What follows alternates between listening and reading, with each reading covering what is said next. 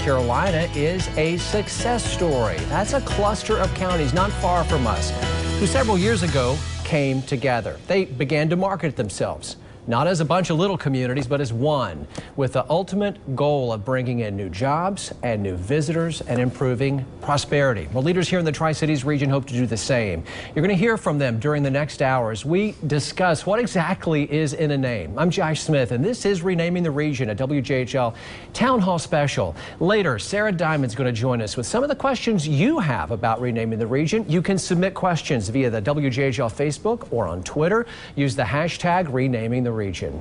Before we introduce our panel tonight, Jackie DeFusco takes a look at some issues some leaders think a regional approach to marketing could solve. Josh, here in the Tri-Cities, business leaders are concerned by a declining workforce population. Education leaders are being impacted by declining enrollment in their schools. Amid these problems, many local leaders agree regional rebranding is part of the answer. There's an effort underway to change how the rest of the country sees the Tri-Cities. We are on a world stage every day. The fate of Southwest Virginia and Northeast Tennessee is in our own hands. It starts with a push from local leaders to come up with a new name, a regional brand. A brand that speaks to the community, that speaks to our beauty, that speaks to our history, our culture. To help more than a dozen localities come together to stand out in a global economy. Do brand yourself in a way that helps the outside world understand who you are. It's not just a name change, it's a change in approach. We all see the need because it's real. That local leaders say is necessary to counter the problem of population decline. If you're not growing, you're kind of dying, and with our numbers, we are going backwards. Shrinking numbers are shaping which schools will close. It's become a problem now that we can't ignore any longer. And which businesses will come. It might hurt our chances in landing a large business or manufacturer. Now the question is what solutions will surface. It's never too late to invest in the types of amenities and infrastructure that people are interested in. In-depth reports on those topics aired earlier this evening. To check them out, log on to our website, WJHL.com. Josh.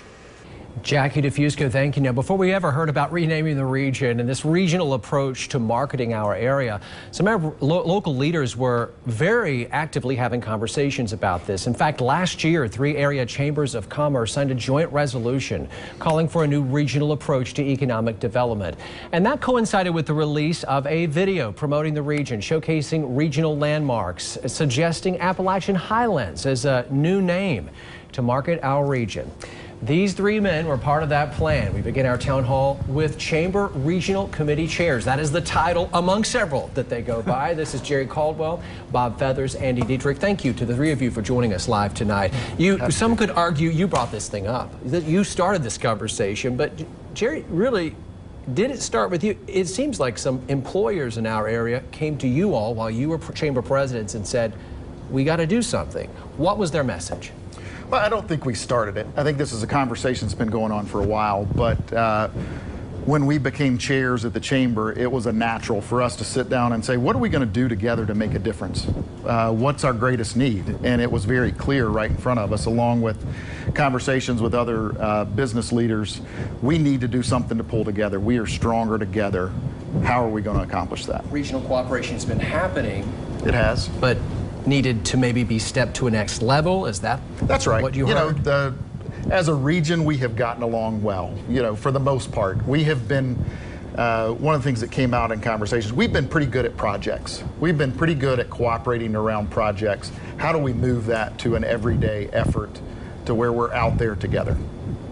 You are part of the discussion here tonight, and Sarah Diamond is here now with one of your questions being submitted through Facebook and Twitter this evening. Sarah? Josh, it is no question that many of our viewers are having quite spirited discussions on the WJHL Facebook page about renaming our region, and they're showing a lot of love for the Tri-Cities name. I mean, it's been around for a very long time.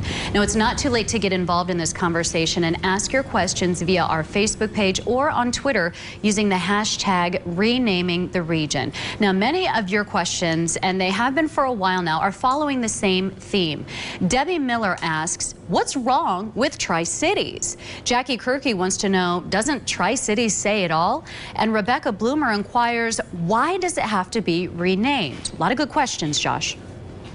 Let's let you jump in on this one. Sure. We have this name. Some people love it. Why not keep it? Well, and I think the answer to that is it may very well be the name we ultimately end up with. I think the inclusion piece with our Virginia counterparts, when you say Tri-Cities, I think a lot of us think about Tri-Cities, East Tennessee, the 3 primary cities. I think it's important that we include our Southwest Virginia counterparts because they're a key component to this region. It may very well be that becomes what the name is, and we've done a grassroots effort to really confirm that and get buy-in from everyone in the region. Earlier this evening, you aired a report from Jackie DeFusco where she went to Greenville, South Carolina, and she just asked people, where's the Tri-Cities? None of them knew. When you ask Siri, hey Siri, where's the Tri-Cities? She tells you, we're in Washington. Is that part of the problem, that Tri-Cities doesn't identify us to the outside world? From a branding perspective, I think you're exactly right. And I think that's what's really important about this effort is to get a brand that we can all stand behind and a united effort going forward for economic growth. Andy Dietrich, we sat in the studio last fall and you talked about Appalachian Highlands, a brand that really, I know the 3 of you loved and supported it as you rolled out these videos. Were you surprised by the reaction in any way? How would you describe the reaction to Appalachian Highlands? You had some people that really liked it, some people that didn't care one way or another, and then some people that really didn't like what Appalachian, what they thought it meant, poor, poverty, and we jumped with this name early last year and threw it out there because there weren't discussions about a regional brand and trying to create an identity and put ourselves on the map and get behind something and unify behind something and push it forward. And we took a leap of faith and threw the name out there. And we are here today having this discussion because we threw that name out. And if it's something else, whatever the new name is, if we can all rally behind it, I don't think Tri-Cities will ever go away. Tri-Cities means 3, Kingsport, Johnson City, Bristol. We're talking maybe 7 to 12 counties that would be in this new defined region, and something that would be a brand name that we can all stand behind and be proud of and sell to the outside world. So it became a conversation starter, is what I hear you're saying. And the problem with conversation starters is sometimes they can get beat up a little bit. Do you feel like that kind of happened with this? Yeah, I think it did. But, you know, we're willing to step back and see if something else better might come along, another name that we maybe hadn't thought of. So we're going to be open. We're not going to try to jam anything down anybody's throat. We want everybody to have a buy-in on this and have a say-so. Andy is speaking to something that is going on as we speak, and that is a study of what you, the public, thinks, a study commissioned by local governments. I don't think that's something that I anticipated when we talked in this studio back in the fall when you were talking about this effort. Did that surprise you? And Jerry, do you welcome that? Absolutely. That's currently going on? We're all in this together. I think it is healthy for us to have a conversation and debate around it. I think Andy hit on it. I think the most important thing for us is to come around a brand. Let's all do this research. We welcome the conversations that we've gotten from elected officials and city managers and county managers, county mayors. But then I think, what do we do with it? Let's all get around a brand and then let's execute and own it. And we're stronger together. We're stronger whenever we can amplify this voice. We do need a brand that describes this region. There is some confusion around Tri-Cities. We love Tri-Cities, and I think Andy's right. Tri-Cities won't go away, but if you Google Tri-Cities, I think there's something like 10 different locations that can pop up across the country. So how do we brand ourselves? A great way to improve on an idea is to have collaboration. A great way to kill an idea is to put it out to study. Are you worried that this study is endangering this movement? No, because I don't think you're not going to get paralysis through analysis on this. We've put a deadline on it, and I think let's all come around, let's debate it until this point, and then let's move forward. All right, we're going to continue talking about this. Coming up, we're going to continue the conversation about regional rebranding with the Chamber Regional Committee Chairs Jerry Caldwell, Andy Dietrich, Bob Feathers. You're watching Renaming the Region, a WJHL Live Town Hall Special. We'll be right back.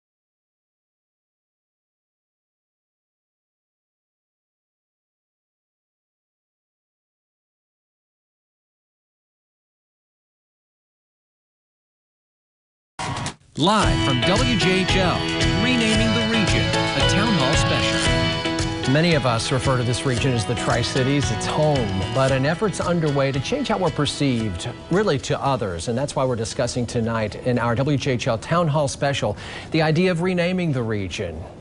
Or maybe it's rebranding the region. We should talk about this. We're continuing our conversation with Chamber Regional Committee Chairs, Jerry Caldwell, Andy Dietrich, Bob Feathers. Some of you wanted to know, who's kind of leading this? It's you all through a standing committee, a committee that's coming together of folks from around the region. Bob, are you seeing unity, and how is it or isn't it being evidenced in this committee that's meeting pretty regularly to talk about this? Yeah, I think since the inception of our meetings, we have really grown in the numbers and participation, and even at our last meeting, I think there was really nearly 60 folks involved there, stakeholders from all over this region. I think that's really encouraging, and I think that's just really proof that what we're talking about really has some wheels under it, and we're ready to let it roll.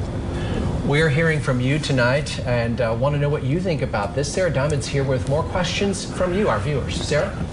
Yeah, Josh, getting a lot of comments on our Facebook page right now. One person asks about Jonesboro, taking your questions about renaming the region tonight on the WJHL Facebook page and via Twitter. Just use the hashtag renaming the region. In the conversations on our Facebook page, many viewers are calling renaming the region a waste of time, a waste of taxpayer dollars. So what do you say to these people who are hoping that this money is being used wisely? Question to you, Andy Dietrich, to those who say waste. Why? Well, you're hearing that. Yes, I've read those and been hearing that loud and clear, but the $48,000 that's being spent with the North Star Group out of Nashville is split up between 13 different entities.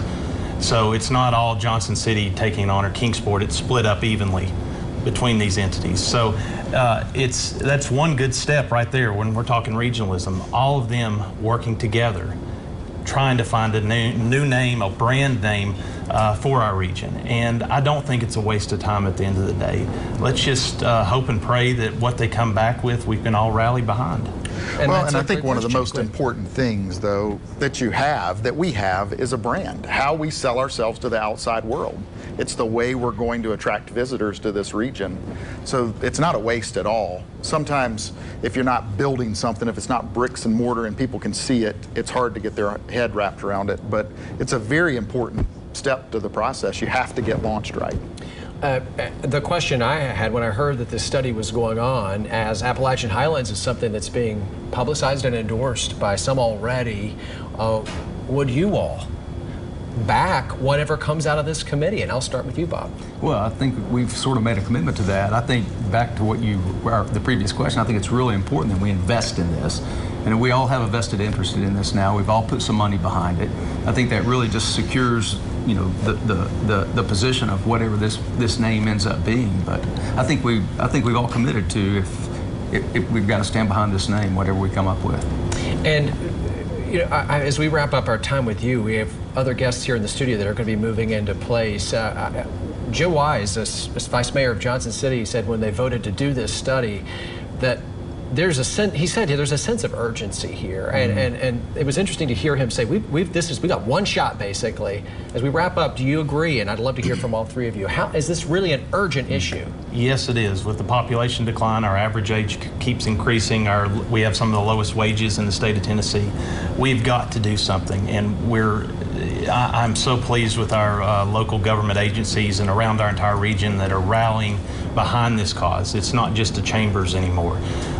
They see that something needs to be done, and I commend them for taking the steps necessary to try to find a new name, a new brand, and set us apart from other regions in the country. And we're going to end that portion of our broadcast with you here, Chamber Regional Committee Chairs Jerry Caldwell, Andy Dietrich, Bob Feathers. Thank you to the three of you for joining us tonight. We appreciate it. Thank you. Sarah? Josh, some of our area's largest employers join the regional marketing discussion after the break. You're going to hear from ETSU President Dr. Brian Noland and Ballad Health President Alan Levine next on Renaming the Region, a WJHL special town hall.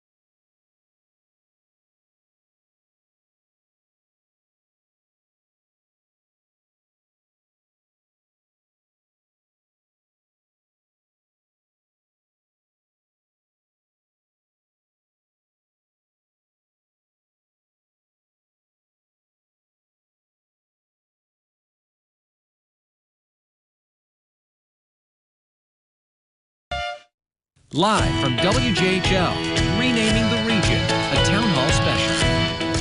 Bringing more jobs, more businesses, more people to this area, the goals of a regional marketing effort that's now underway. You're watching a WJHL special on this very topic tonight. We're taking time away from our regular news to bring you more on this effort to rename the region through a town hall special. Joining me now, two people I believe at the heart of this, ETSU President Dr. Brian Nolan and Ballot Health President and CEO Alan Levine. They're here to join our conversation and take your questions as well. To you both, thank you for coming in and joining us live. Thank you for drawing attention to this. We appreciate it. Let's start with you, Dr. Nolan.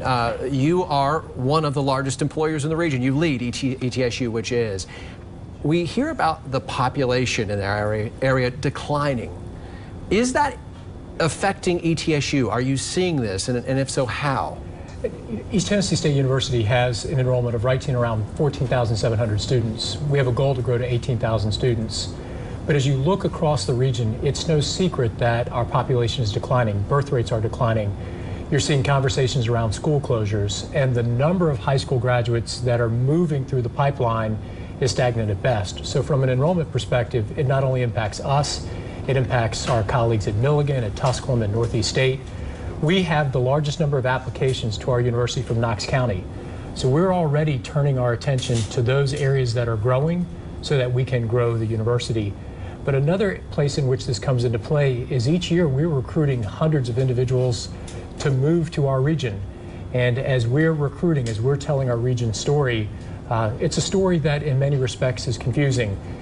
Do you live in Kingsport? Do you live in Johnson City? Do you live in Bristol? Where exactly is Northeast Tennessee? So these conversations about regionalism, about a regional brand and a regional focus are things that we wrestle with every year as we're recruiting individuals from across the nation and across the globe here to ETSU. And we want your perspective on this as well, but Sarah Diamond is joining us. We want to remind you with some questions from you, our viewers. Sarah, what are you hearing? Lot of comments tonight on Facebook, Josh. Our viewers are not shy when it comes to sharing their opinions on renaming the region.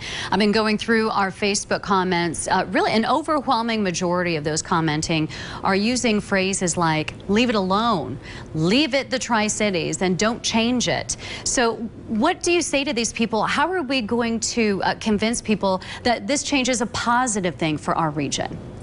Well, let's let you answer that question, Alan Levine. You know, we have an amazing region. The culture, the people, the infrastructure. But what we're seeing around us right now is consolidation of schools. You see what's going on with the hospitals. Our hospital system is the largest employer in the region. We hire hundreds of people in every year, and it's getting harder to do that for a lot of reasons. This isn't about naming something for the sake of naming it. There's an audience out there of people who, when we get them to come here, they want to stay. But we got to get them here. And so what we're talking about doing, we know the Tri-Cities, we know the towns we live in, and none of those personalities are going to change. What does have to change is we cannot cut our way to success as a region, and that's what's happening right now. We have to grow our way out of this. And when you see the number of students declining, when you see that's a real problem for us, because that's our future workforce. And when you're talking about bringing new business and new opportunities for economic prosperity here, you need a workforce.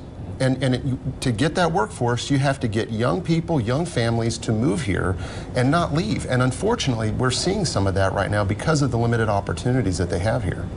You have to recruit physicians, which I've heard is one of the toughest things to do, is to sell it to a physician. And maybe that physician's spouse, we want you to bring your specialty here. Is that an issue as you try to sell the Tri-Cities to prospective doctors? Josh, that's a great point. And it's not just an issue for us, it's an issue for companies like Eastman, ETSU, where we recruit a person in, a professional or a nurse or anybody that we recruit in, their spouse has to find a job too, or we can't get them or we can't keep them.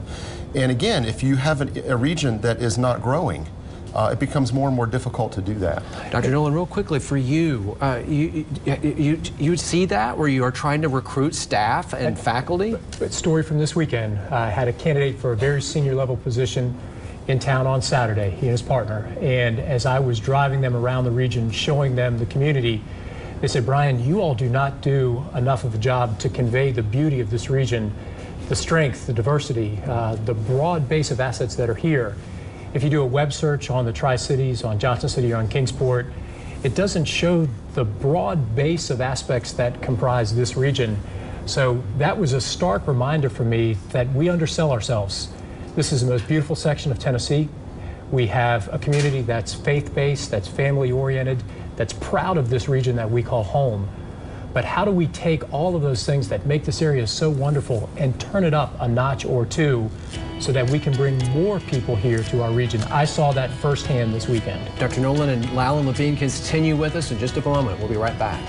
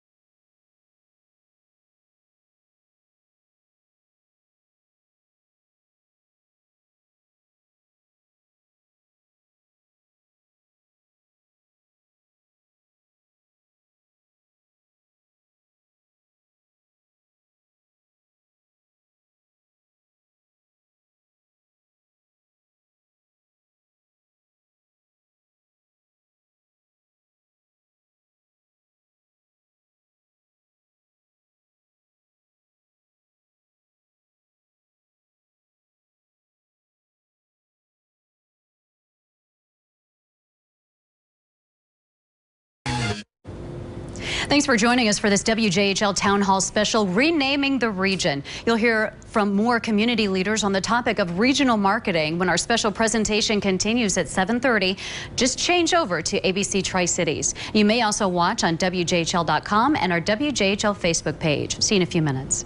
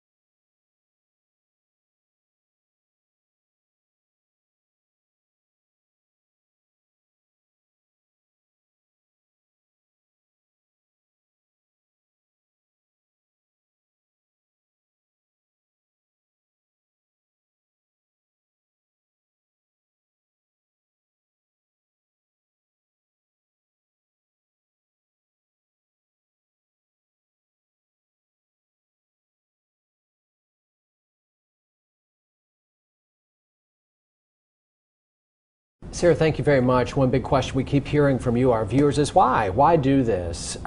This has been an incredible time of economic growth for the entire country, the entire state of Tennessee. When we see these numbers, are not experiencing that here. Is that ringing true for you, Dr. Nolan? Josh, I think that's one of the central elements behind this conversation. For me, this is more than about a name. This is about how do we draw attention to the issues facing Northeast Tennessee, Southwest Virginia, and how do we present a plan that allows the region to move forward.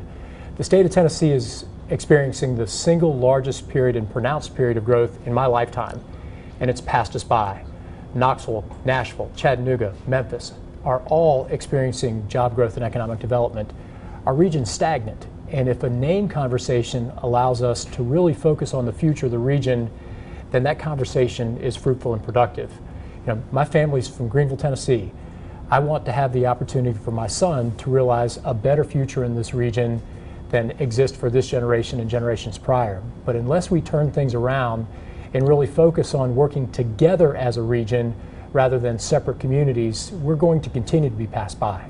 Let's hear from you tonight, our viewers. Sarah joins us now with a question from Facebook and Twitter. Sarah? Josh, we're taking your questions right now about renaming the region. And tonight on the WJHL Facebook page and via Twitter, all you have to do is use the hashtag renaming the region. One of those questions, a really good one from Claire Showman. She asks, businesses cannot get people to work now. They're begging for people to work. How will a new name change the fact we do not have a qualified workforce? Well, Alan Levine, last we checked, you have a few employees. How about a few thousand? Is that an issue for you? It is a big issue. And how does that play into this discussion? Well, it's really at the core of the discussion. Changing the name for the sake of changing the name isn't why this is happening and why the conversation's happening. There's a reason, and the why behind it is just that. In order for us to grow and prosper as a region, we have to bring in more young families, and we have to attract them here. And our competition in the region, if you think about it, Johnson City isn't Kingsport's biggest competitor. Bristol isn't Johnson City's biggest competitor. Each of the three major Tri-Cities, their biggest competitor is China. It's Atlanta, it's San Francisco, it's New York. To grow the region and to grow a workforce, you have to bring the jobs here. And we have such infrastructure. We have some of the best schools you can find anywhere. We have great hospitals. We have great universities. We have great shopping. We have all kinds of great infrastructure. Now we need to grow the people. And what's happening currently is you're seeing in some of our counties, the decline in population, particularly 17-year-olds and under, is sometimes double digits. And that tells me that we're heading towards probably the next 5 to 10 years of real downward pressure for us, and that's just not acceptable as a business. And look at what's happening in healthcare. You're seeing a decline in the overall business in healthcare, but yet over in Nashville you're seeing a huge expansion. And the reason that's happening is they have population growth. So we've got to grow our way out of this. We are not going to cut our way to success. When you see schools consolidating, hospitals consolidating, those are reductions in the cost structure because of the decline in population. We are going to have to grow our way out of this. And that's why I'm so pleased that our political leaders have joined this discussion, because as businesses, Eastman, Strongwell, Food City, all of our big companies, Ballard, we are out there hiring hundreds of people a year. And let me tell you, Josh, when we get them here, they want to stay. But you got to get them here, and that's why this marketing is so important.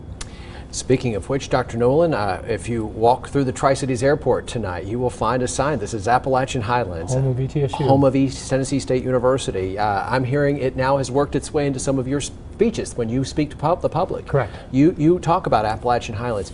How married are you to that? Are you okay with whatever comes from this study that's about to wrap up?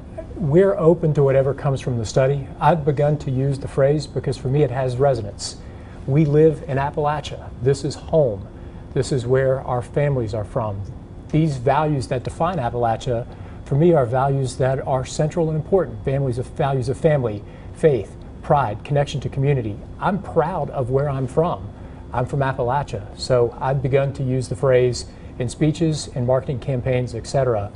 But if the outcome is something separate, then we'll move in the direction that the outcome yields. We're team players. How about you, Alan, and Ballad Health? If it's not Appalachian Highlands?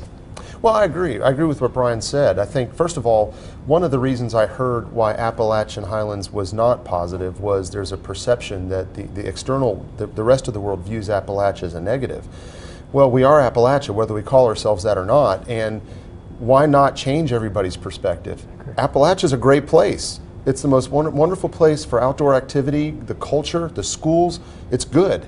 We shouldn't let other people define who we are. We should tell people who we are and be proud of it. Now, to Brian's point, and he's right, if the consensus is something different, certainly we're going to be prepared to get behind that and rally.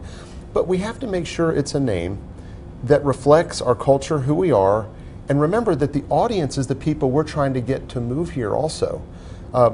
We may pick something we like, but we have to make sure that the external world, it tells them where we are, who we are, and it reflects a positive about where we live.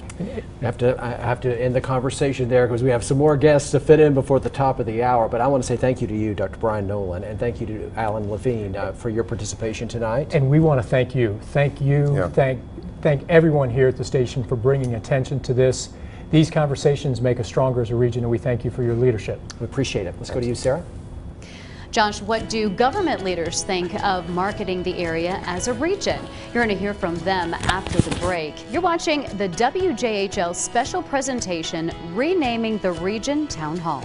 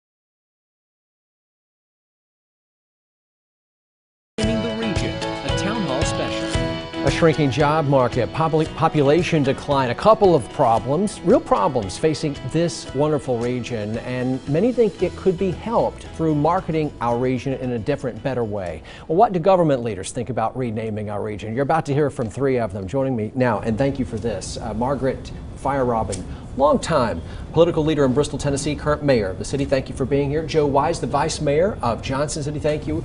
And Pat Shull, who 24 hours ago was a candidate for mayor of Kingsport, now is mayor-elect. Thank you for being here tonight, all three of you. I want to just start off by saying you don't love the idea of renaming. Why? I'll let Joe answer that. Joe Wise, why not? I don't think we are renaming the region, and I think that's been the fundamental misunderstanding of this conversation from the beginning. The Tri-Cities are Bristol, Kingsport, Johnson City. Our airport is the Tri-Cities. There's no question about that. The question is, how do we convey something that is distinct and ownable about the region? And that's my concern with the label Appalachian Highlands, because Appalachia runs from Maine to Georgia, and they're all mountainous, so theoretically they're all highlands, I suppose. And so what we want to come up with is a name that when you hear it conveys some sense of place and some sense of meaning. Okay, we're hearing from you, the viewers tonight. Sarah Diamond's got her finger on the pulse. Sarah, what are you hearing tonight? Josh, I've been getting some questions, and actually a couple of them we can condense and talk to our leaders about this. The first one is talking about the Tri-Cities, or renaming, is not including some of the outer places, Jonesboro, Elizabethton. Some people from Virginia are saying, are we a part of this, and are we going to be a part of this name? How are they going to be a part of this new name, because right now the Tri-Cities, like was just mentioned, Johnson City, Bristol, and Kingsport, how is this going to be all encompassing? Sarah, great question from a viewer tonight. Margaret Feierabend, mayor of Bristol, you live with lines. Lines define your leadership. How much is this important to not just make it a three biggies sort of For thing? Bristol has really pushed hard, and everybody else is receptive as well, but it is the larger region. And what I talk about a little bit is the All-America City process that we did in 1999. We were the first region for the National Civic League to award the All-America City. I would love for us to revisit that again 20 years later and do that as a region. That had 14 counties and 23 cities. It was Southwest Virginia, it was Northeast Tennessee. I think there's opportunity with this to, if not go through that process, use that process that we had before. We had to do this really quickly because of time frames for people wanting to move ahead with a name. So we were not able to contact all the different localities and governments, etc.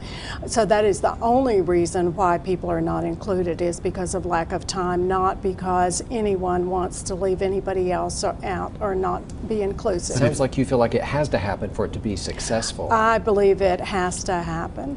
But I would say there has been a significant amount of buy-in. When you look at the 13 public stakeholders, the cities, the counties, the chambers, the economic development, there is a great deal of participation. And to the original question, our fates are inextricably tied to Jonesboro and Irwin and Elizabethton and Blountville. And so the region really, and Glade Spring and Abingdon and these places.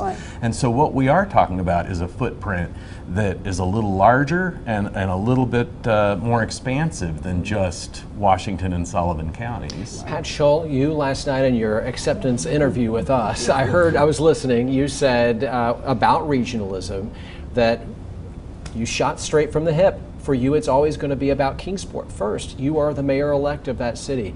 Well, let me start off from there. What do you think about this? You're brand new to this leadership role. Are you going to work actively to support an idea of honestly, it was not an issue that came up with citizens to me. They were focused on other issues. So I'm new to the issue, but I have an open mind. I have no particular expertise in marketing, but my wife told me once that everybody knows who Coke and Pepsi are, but they keep advertising.